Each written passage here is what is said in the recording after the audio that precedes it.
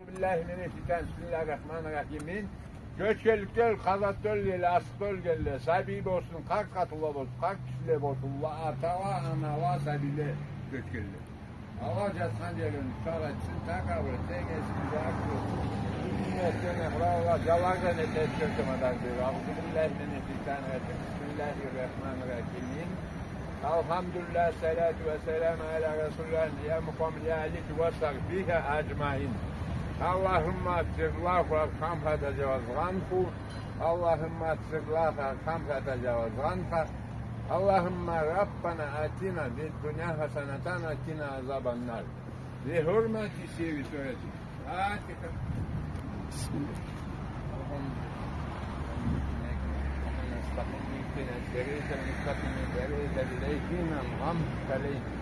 Hayır, bilmem. Doğru. Manda kadar tağlaya çekti.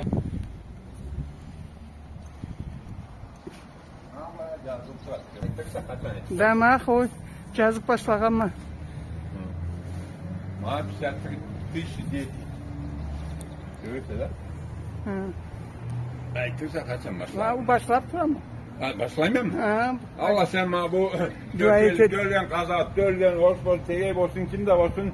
Başlayalım Evet, evet sen- gellege Allah sen an dölgelle, tas bol dölgelle, Allah sen hazatta dölgelle, bağırına Allah canlı aklı jatkan yerin, çaklık takabı, keng bol, bilpinet yemlek Allah sen calan canlı, söz Allah sen medar büyük.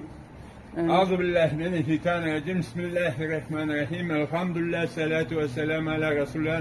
Ya Muhammed ya aleyhi ve sahbihi ecmahin.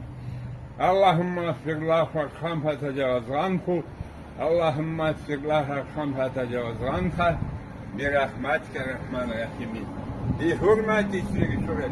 Fatiha. Elhamdülillah Malik yevmiddin. İyyâke na'budu ve iyyâke nestaîn. İhdina sıratal müstakîm. Sıratal lezîne en'amte aleyhim. Gayril mağdûbi aleyhim. Amin.